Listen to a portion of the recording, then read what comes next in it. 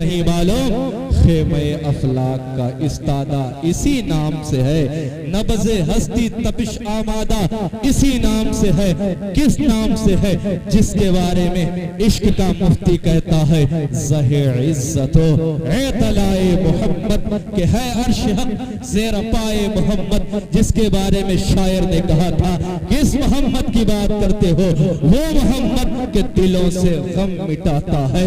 मोहम्मद नाम ऐसा है नगर उजड़े बसाता है। मोहम्मद नाम ऐसा है कोई याकूब से पूछे कि यूसुफ मिल गए कैसे, वो बिछड़ों को मिलाता है। मोहम्मद नाम ऐसा है उन्हीं के नाम से पाई फकीरों ने शहंशाही खुदा से भी मिलाता है। मोहम्मद नाम ऐसा है। ओ महनवा के सुन्नी गयूर मुसलमानों याद रखना जिंदगी हुजूर के सदके में मिली है, सांसें चल रही है हुजूर का सदका है, आंखों में बीनाई हुजूर का सदका है, कान में समात बाकी है हुजूर का सदका है, ये रोंगटे जो खड़े होते हैं हुजूर का सदका है। अरे दुनिया वालों से कहो या रसूल अल्लाह वो और लोग हैं कि आपका सदका खाकर नमक हराम हो गए।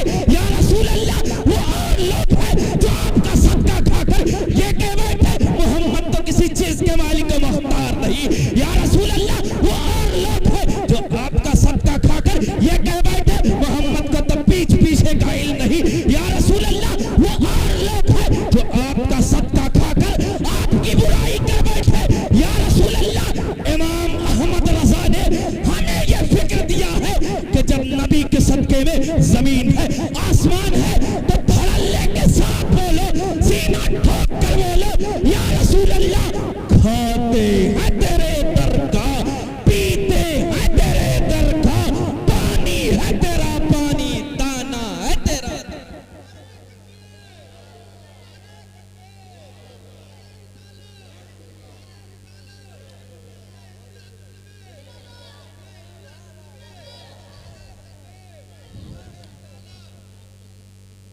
खाते हैं तेरे दर का, पीते हैं तेरे दर का, पानी है तेरा पानी, दाना है तेरा दाना। याद रखना उलमा के जरिए, मुफ्तियाने किराम के जरिए, मुहद्दिसीन के जरिए आपने ये सुना होगा, बारहा आपने सुना होगा, आमना के लाल की तरह कोई नहीं है, मोहम्मद रसूलुल्लाह की तरह कोई नहीं है, आमना के बेटे की तरह कोई नहीं है। अरे कौन नबी जिसके बारे में वक्त का मुफ्ती, जिसके बारे में वक्त का मुजद्दिद, जिसके बारे में इश्क का वो मुवल्लिक कहता है अरे मेरे नबी की शान तो ये है कि सबसे औला वो आला हमारा नबी, सबसे बाला वो आला हमारा नबी। अरे ओ महनवा के सुन्नी गयूर मुसलमानों जब आपको इस चीज का इल्म हो गया मेरे नबी की तरह, तुम्हारे नबी की तरह, आमना के लाल की तरह कोई नहीं है तो सीना ठोक कर कहो ना किसी की जय भी जय क्यों हम पुकारें। अरे क्या गरज हमको, हमें काफी है सैयद अपना नारा। या रसूल अल्लाह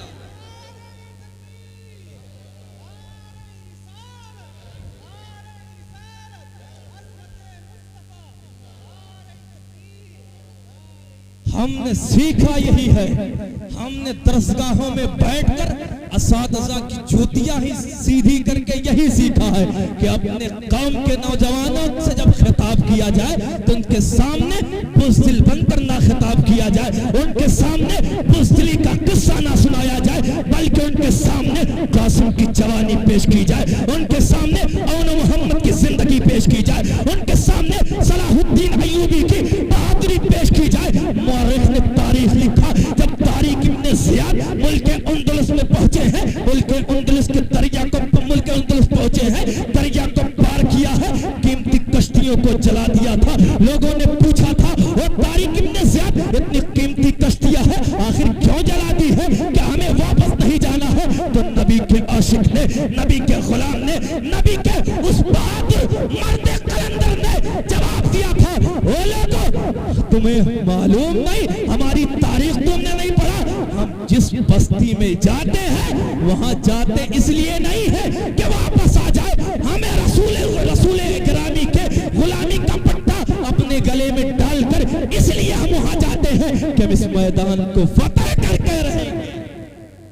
इसीलिए ओ नबी का कलमा पढ़ने वालों, ओ सुन्नी सही अकीदा गैर सुन्नी मुसलमानों, अपने फिक्र को बुलंद करो, अपनी सोच को बुलंद करो।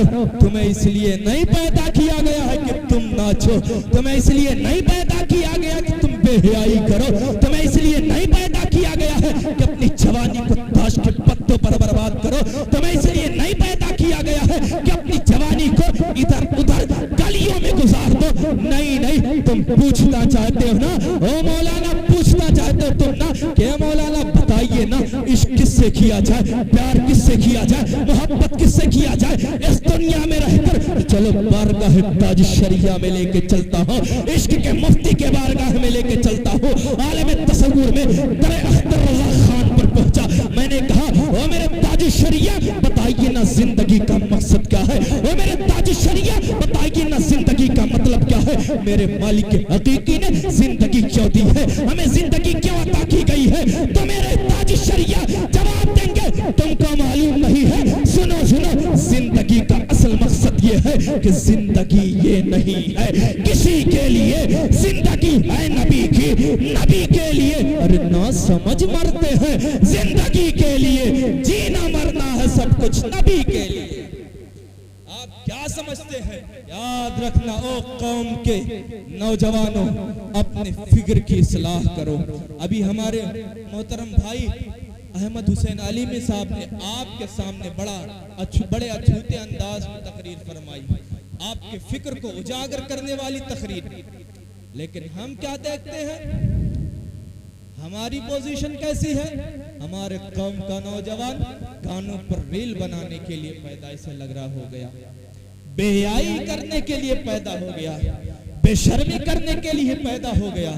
लेकिन नहीं ओ कौम के नौजवानों, अपने आप को इमाम मोहम्मद रजा के हवाले करो, अपने आप को नबी के गुलामों के हवाले करो, अपने आप को नबी के गुलामों के हवाले करो। याद रखना प्यारे, याद रखना, हमारे लिए जो सबसे जरूरी बात है वो ये है कि हम अपने ईमान की इस्लाह करें, अपने अकीदे की इस्लाह करें। आपको मालूम होगा माह सफर का ये महीना चल रहा है, रजा का महीना चल रहा है। किसका महीना चल रहा है?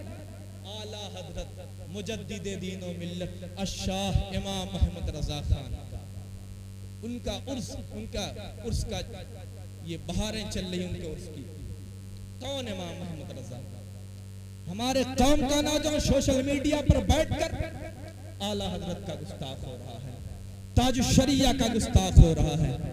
आपको मालूम है इमाम मोहम्मद रजा ने हमारे लिए क्या कारनामा अंजाम दिया है? 107 साल का ये अरसा गुजर गया, आज हम इमाम मोहम्मद रजा का जिक्र क्यों कर रहे हैं? इको बंद किया जाए भाई। इमाम मोहम्मद रजा का जिक्र क्यों कर रहे हैं? आज पूरी दुनिया के उशाक इमाम मोहम्मद रजा के नाम को अपने अमामे की जीनत क्यों बना रहे हैं? गली गली नगर नगर में इमाम मोहम्मद रजा का जिक्र क्यों हो रहा है? तो आज हम तारीख के पन्ने पर नजर डालते हैं तो 10 शव्वाल मुकर्रम 1272 हिजरी 30 जून 1856 के इर्द गिर्द के दौर पर हम नजर डालते हैं।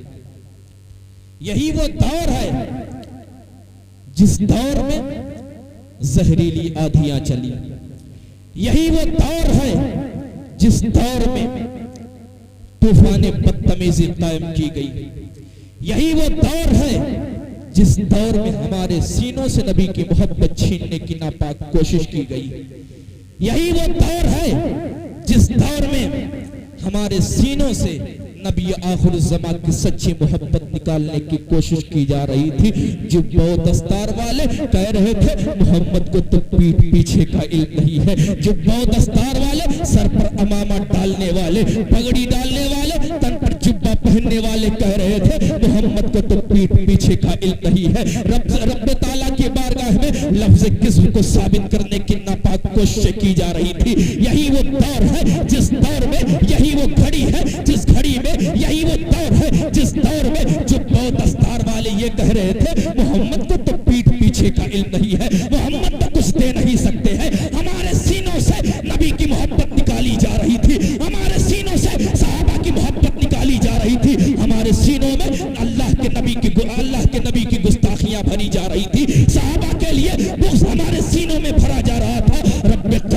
बारगाह में सुन्नी मुसलमान हाथ को उठाकर कह रहा था, ऐ मेरे मालिक, हम तो अब तक यही जानते थे रब की अता थे, रब की अता से मोहम्मद रसूलुल्लाह जो चाहे वो कर सकते हैं, रब की अता से उनको इल्मे गैब हासिल है। लेकिन आज ये लोग बकवास क्या कर रहे हैं, बातें क्या कर रहे हैं, हमारे सामने कैसे जुमले पेश किए जा रहे हैं। कोई कह रहा है मोहम्मद को पीठ पीछे का इल्म नहीं है, कोई कह रहा है मोहम्मद कुछ दे नहीं सकते हैं, कोई कह रहा है मोहम्मद किसी चीज के मालिक को मुख्तार नहीं है। जब सुन्नी मुसलमानों की आवाज रब्बे कदीर की बारगाह में टकराई है, तो इसी भारत की धरती पर एक जगह ऐसी है जिसे दुनिया बरेली शरीफ के नाम से जानती है।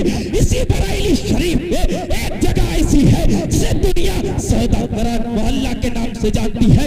इसी सौदागरान मोहल्ला में अल्लामा नकी अली खान की रीढ़ की हड्डियों से करवटें लेने वाला एक बेटा पैदा होता है, जिसको दुनिया अहमद रजा कहती है। आला हजरत पैदा हुए हैं, वक्त का मुफ्ती पैदा हुआ है, आला हजरत पैदा हो गए हैं, इमाम अहमद रजा पैदा हुए हैं, अपने वक्त का मुसन्निफ बना है, अपने वक्त का मुकर्रिर बना है, अपने वक्त का सबसे बड़ा अदीब बना, अपने वक्त का सबसे बड़ा मुहद्दिस बना, अपने वक्त